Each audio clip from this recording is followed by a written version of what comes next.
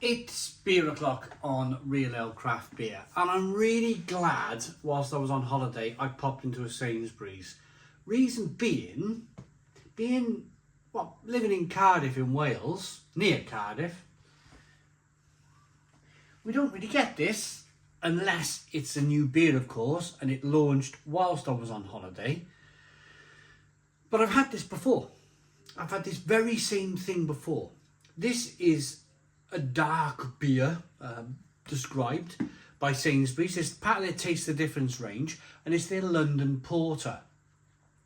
5% ABV, 500 millilitre bottle. But I've had this before. People were reviewing Aldi's London Porter. Couldn't get it. I travelled all the way to Salisbury in Wiltshire to visit my brother-in-law. He lives next door to Aldi. I went into Aldi, bang, there it was, took it home, reviewed it. Now, I don't think this is going to be in Wales, in Cardiff.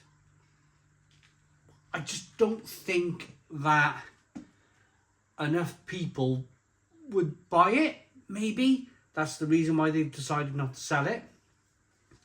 You've got the Taste the Difference cap here, described as a rich roasted malt and dark with chocolate notes, selected by our experts. Personally, I'm really excited to try this.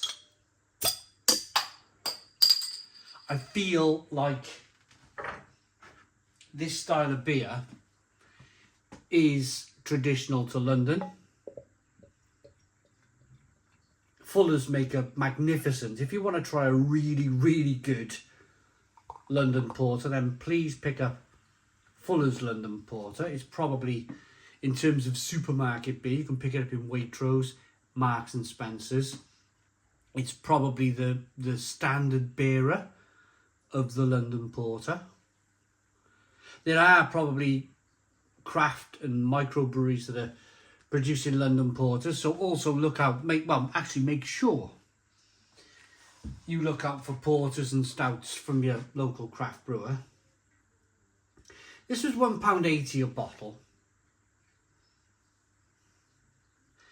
It was on offer I went to Cornwall, picked this up in Cornwall, in Sainsbury's, on offer, £1.80 a bottle. One finger, thin, tan coloured head, good levels of carbonation, a little bit of light bleeding through the bottom of the glass there, you can see that.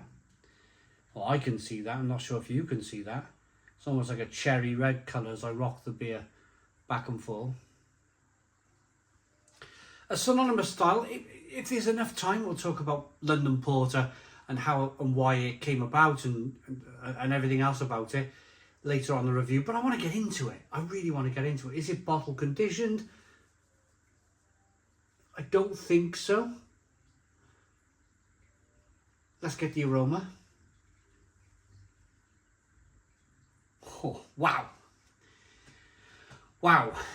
Smells fantastic. Touch of licorice.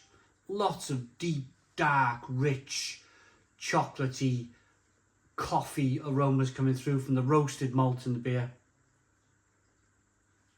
A berry fruit aroma too, a little bit of plum, a little bit of fig, a little bit of prune. That's from the hops in the beer. When you add hops to a darker beer, like this, you will lose the tendency to maybe pick up some orange peel and some grapefruit or maybe some lemon. And because it's mixed in with the roasted malts, you get a sort of a darker berry fruit flavour, if you like. So like I just said, figs, prunes, that sort of darker fruit. Plums maybe. It smells fantastic. Let's dive in. Cheers, everybody.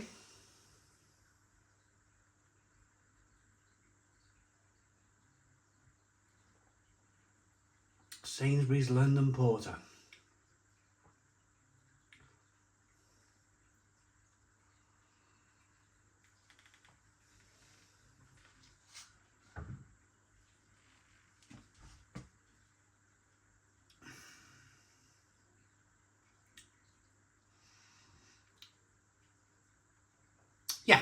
I like that. Stone the Crows, I like that. Great for the price. Great value for money, first and foremost. It's not too thick, it's not too overbearing, it's not too huge in the mouthfeel. Nice amount of carbonation, pushing the beer around the inside of the mouth, releasing more of that flavour. You got taste buds all over your mouth.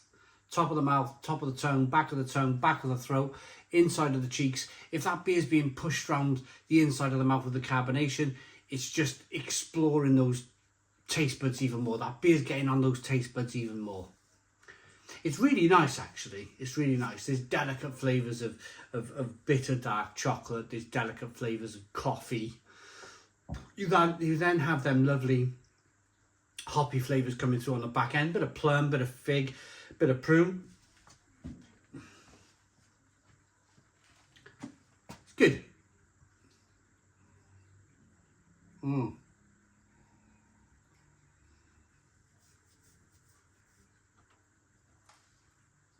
As I mentioned earlier, not too thick. It's not too thin. It's not too thin and too kind of slick. You can see that in the mouthfeel. You can see that, shall I say, you can see that in the beer. As I rock the beer back and forth, you can almost see that mouthfeel. As you rock the beer back and forth, you can see the carbonation chasing the head of the glass.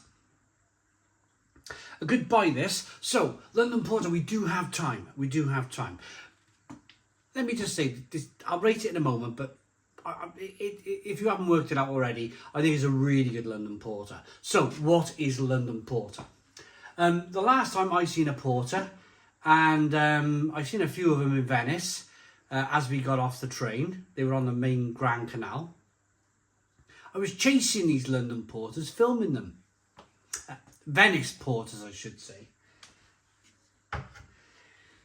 They were men with sack trucks, and they had these sack trucks, and they were actually pushing around barrels of beer. They had sacks of crisps and onions and bread and everything on these little sack trucks. Why were they running around Venice with sack trucks? Well, number one, there's no cars, and number two, all the streets are really narrow. So you get some pubs that are windy and narrow, and they got to deliver a barrel of maybe some stout or porter. So they run around with this little sack truck, and they deliver the beer via sack truck. That was very much the same as London. London, before the Great Fire of London, had little narrow streets. All the buildings were overbearing and really close together. Great Fire of London, I mean, unfortunately, devastated all of that. But the only real means of transport, you couldn't get a horse and cart down some of the streets. It was a case of the London porter, the man with the sack truck, the porter. He would run around delivering everything. At lunchtime, London porters generally drank porter. Porter back in the day was seen as a wholesome, refreshing drink, an energy drink of the time. It was seen as something that got you through your day, something that was going to give you some energy. It was wholesome, it was nutritious, there was malt, there was hops, and of course the water. The water, brewing beer, boiling water, didn't make you sick. So porter was huge, huge, huge, huge. In fact, have a look, Google the Great London Beer Flood. A huge vat of porter burst open, crashing through 2 buildings and drowning a few people in London. People drowned in porter, people drowned in beer. That's a little story on porter. I love this. I love this beer. I think it's absolutely fantastic. It looks good in the glass. It smells good. It tastes wonderful. Pick yours up from Sainsbury's, unless you live in Wales. I like it enough to give it a 9 out of 10.